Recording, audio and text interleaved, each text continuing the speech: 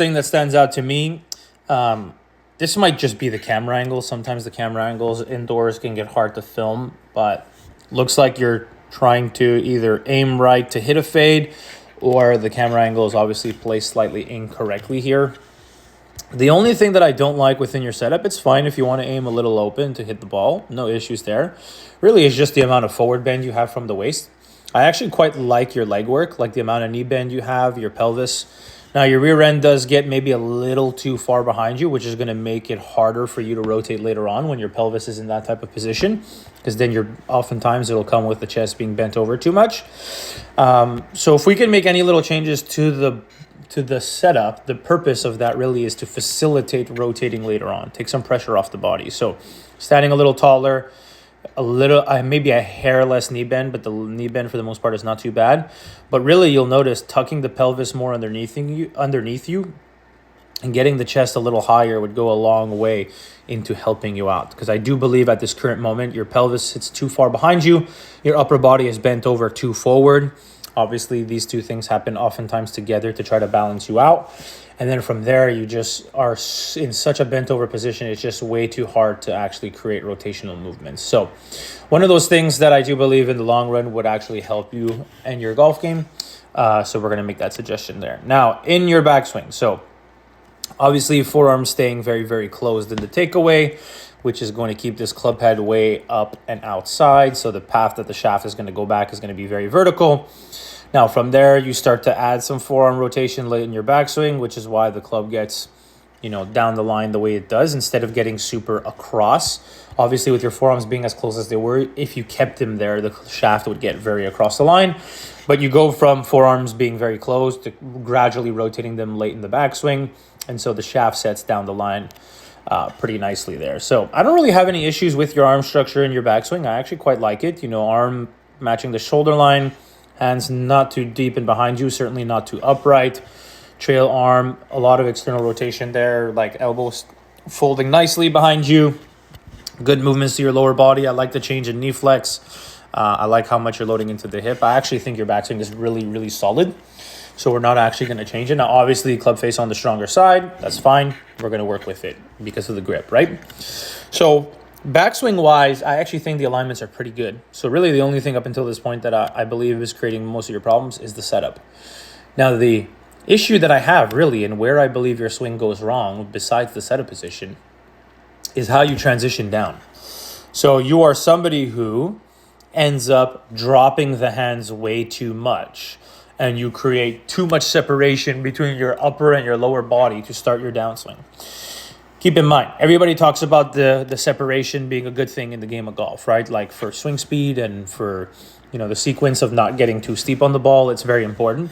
The problem is when you are somebody who, does it too much and you're trying to play more of a fade, it doesn't work. Because what you'll see here, if I put a circle down on where your hands are, to start your downswing, your hands have a big drop to them.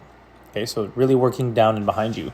So by the time you get to left arm parallel on the way down at this point, because of the amount of separation you had, basically your hips are firing, but your chest is not. Your chest is lagging behind here.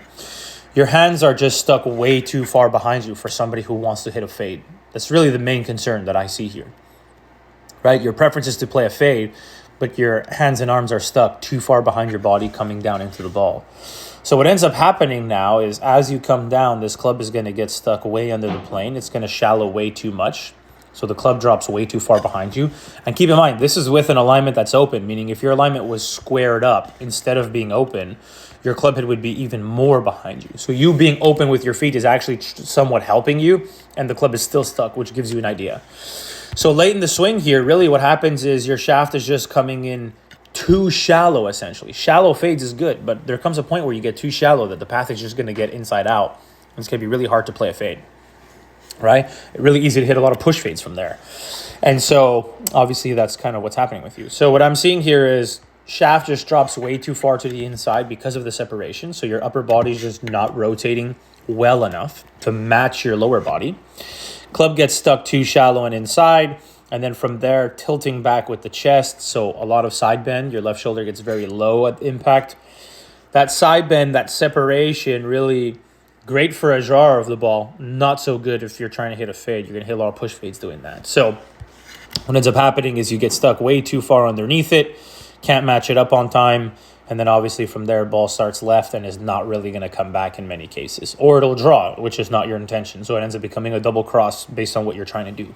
To kind of run through the changes. Obviously, setup-wise, we're going to, try to stand a little taller. The only other thing that I could see not helping you right now, not benefiting you, is ball position just too far back in your stance, in my opinion.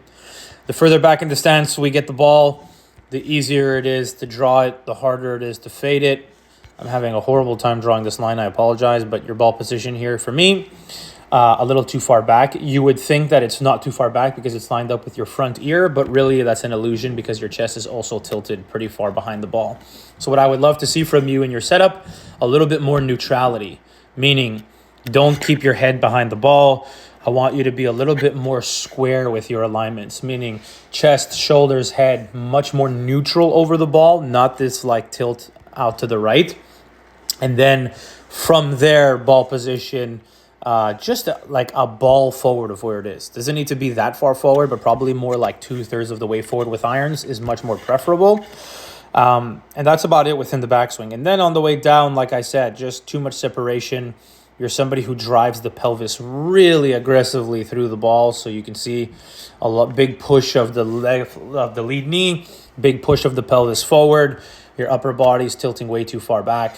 And when we have this much separation, really good for drawers of the ball, really bad for faders of the ball. Typically, that much separation gets the hands and club dropping down into the inside. So we need to limit how much the pelvis is pushing forward, how much the chest is tilting back.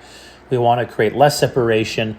And in doing that, you're going to start to hit a lot more compressed shallow fades the way you want.